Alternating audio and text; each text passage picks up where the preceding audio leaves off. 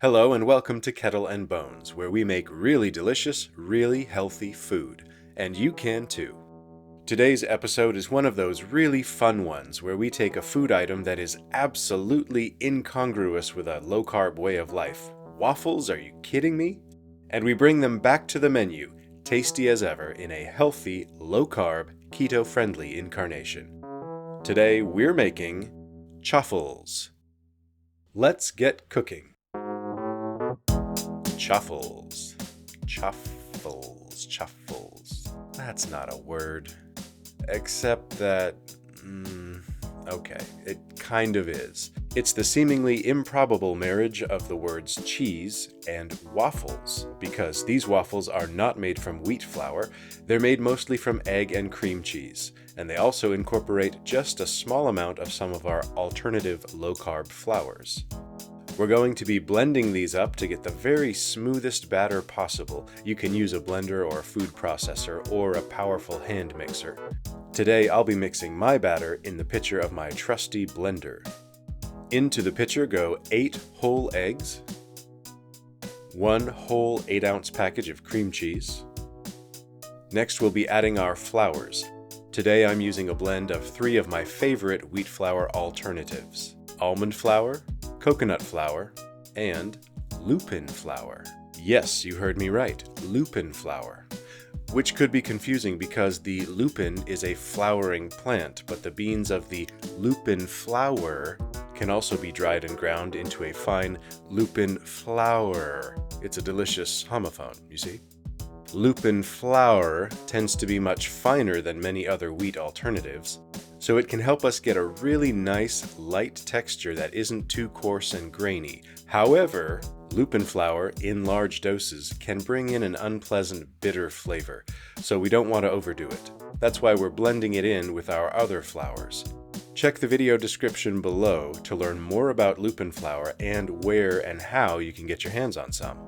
We're using just about 1/6 of a cup of each almond flour, coconut flour, and lupin flour today. How do you measure 1/6 of a cup? Just imagine what half of a third of a cup looks like. Look, you know I don't actually measure most things on the show. Bottom line, for this recipe you want your dry ingredients to equal about half a cup total. Within that half a cup, you can adjust the mix however you prefer.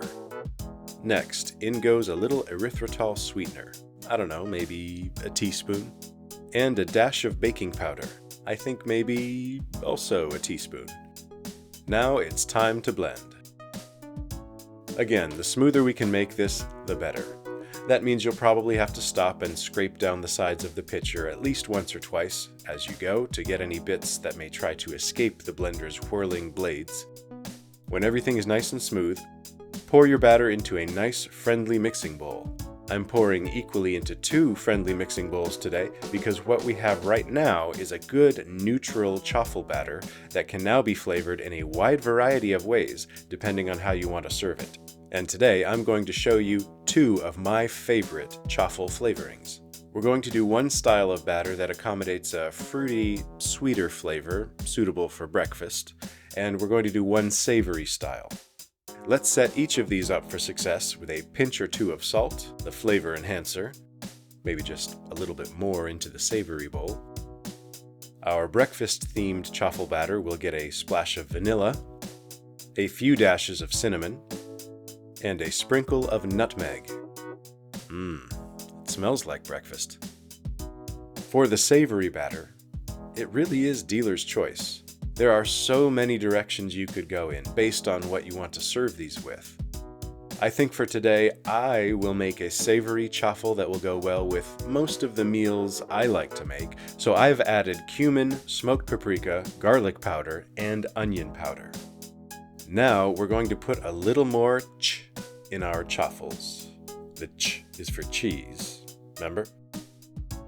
Into the savory bowl, I'm adding a heaping mound of cheese. This is a blend of Gouda, white cheddar, and yellow cheddar cheeses. If this looks like a lot of cheese to you, too much even, trust me, it's going to work out great.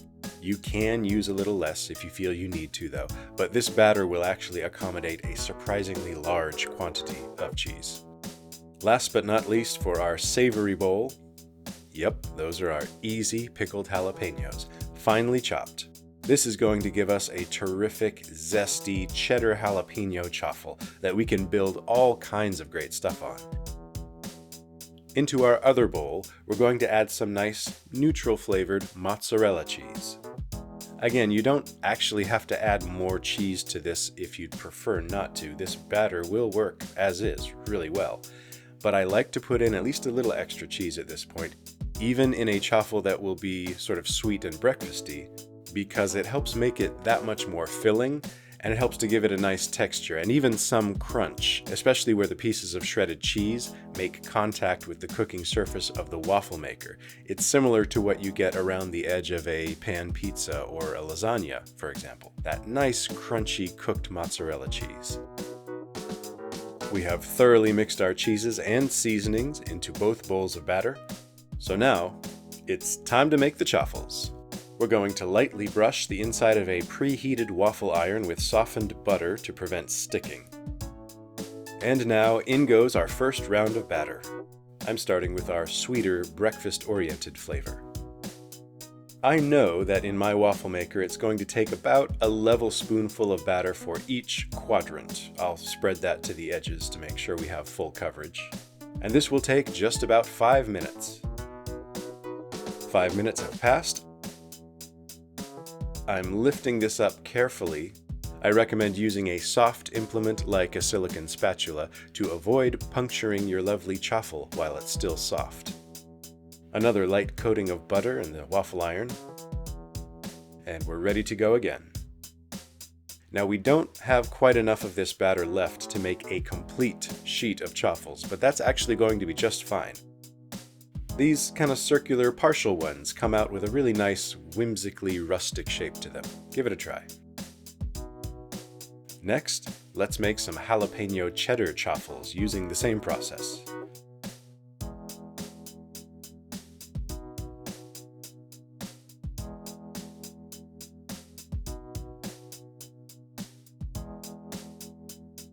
And we're going to end up with a partial chaffle from the second round of our savory batter as well.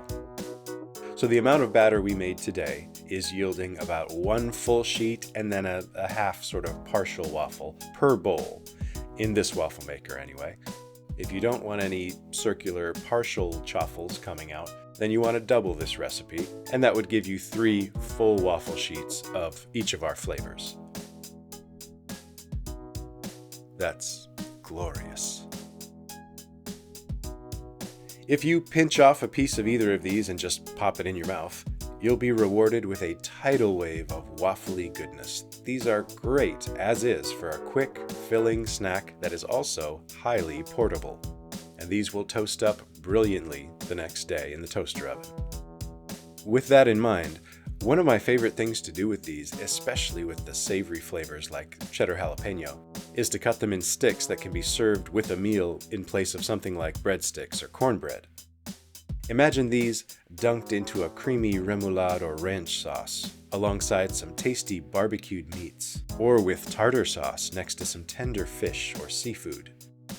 Or imagine that our grilled meat is surrounded by delicious toppings. That's red onion, lettuce, bacon, pickled jalapenos, Colby Jack cheese, and tomato, by the way. Literally sandwiched between 2 flavorful chaffles. Say it with me. Chaffle burger. Now that's got me thinking about another similar application that is right in the chaffle wheelhouse. On one of our mozzarella chaffles, let's start with some of that remoulade sauce. That's basically just a fancy mayonnaise-based sauce. Plain mayo would be totally fine here too. Add a layer of crispy bacon, a slice of cheddar, and a fried egg. Boom! Breakfast chafflewich. Substitute sausage, ham, whatever you like. Quick, easy, filling, and so good. Let's make one more chaffle item. This time I'm using that partial sheet of our mozzarella chaffle. Let's brush on some melted butter. Add a dollop of fresh whipped cream. This is heavy cream with a splash of vanilla, dash of cinnamon, and about half teaspoon of erythritol sweetener that I whipped with a hand mixer for just 2 minutes. And let's top that with some ripe fresh berries. and just another sprinkle of cinnamon. In any commercial house of waffles where you might order a dish similar to this, you're looking at 80 to 100 grams of carbs for a single waffle, much of that sugar. Our home version, including about a third cup of berries on top, about 7 net grams of carbs, and many more filling proteins, fats, and fibers. Stay with Kettle and Bones for many, many more ways to rediscover your favorite foods in a healthy, delicious way, and I'm sure we'll come up with some more fun, new, made-up words as we go. But for now, just enjoy your chaffles.